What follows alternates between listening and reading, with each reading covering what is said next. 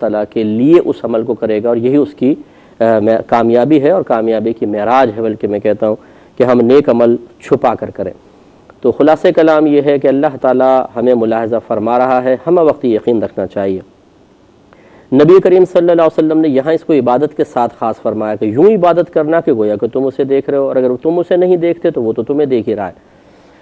تو یہ ویسے تو عبادت کے ساتھ خاص کیا گیا، لیکن ہر نیک عمل، بہت سے نیک عمل عبادت نہیں ہوتے، اور اسی طریقے سے ہر وقت اگر انسان خیال رکھے کہ اللہ تعالیٰ مجھے دیکھ رہا ہے تو فضول اور بیکار کاموں سے بھی بچے گا، تو جب فضول اور بیکار سے بچے گا تو حرام سے بدرجہ اولا اللہ تبارک و تعالیٰ اس کو نجات عطا فرمائے گا۔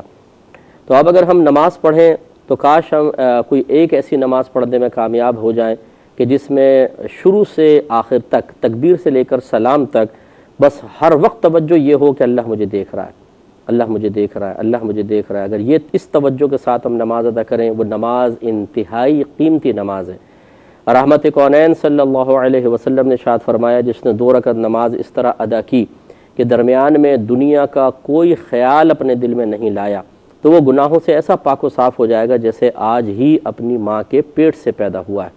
آپ اندازہ کریں، یہ کوئی معمولی چیز نہیں ہے کہ دنیاوی تفکرات اور خیالات سے اپنے آپ کو ہٹا کر صرف اللہ کے لیے عبادت کرنا اور مکمل طور پہ اللہ کی طرف متوجہ رہنا،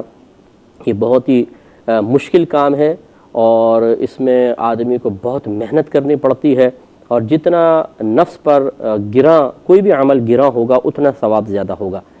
اس لیے میں آپ کو دعوت فکر دیتا ہوں، جو ہماری عبادات بے لذت ہیں کہ ہمیں مزہ ہی نہیں آتا، نماز پڑھتے ہیں مزہ نہیں آتا، روزہ رکھتے ہیں دل میں نور نہیں پیدا ہوتا ہے، قرآن پڑھتے ہیں پھر بھی بے سکونی سے رہتی ہے۔ وجہ اس کی یہ ہوتی ہے کہ ہم قرآن پڑھ رہے ہوتے ہیں، ذہن کے اندر پوری چیزیں چل رہی ہوتی ہیں، زبان بس قرآن پڑھ رہی ہے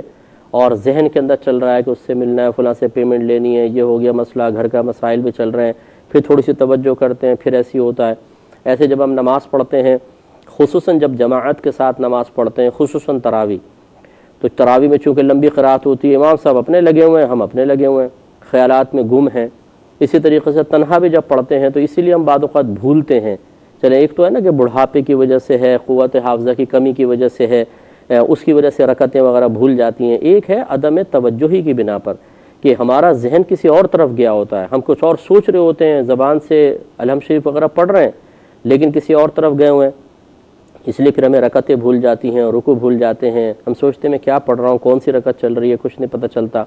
تو یہ وجہ اس کی یہی ہے کہ ہم اللہ تبارک و تعالیٰ کے دیکھتے رہنے کے یقین کے ساتھ نماز کا آغاز نہیں کرتے ہیں۔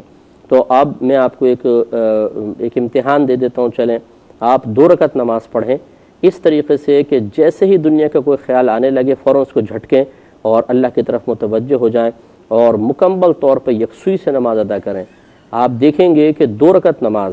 بمشکل 2 منٹ یا 3 منٹ میں ادا ہو جاتی ہے، اور جس طرح تیزی سے ہمارے بھائی مسلمان بھائی بہن آج کل پڑھ رہے ہیں وہ تو 1 منٹ میں خیر ختم کر لیتے ہیں۔ 2 رکعت نماز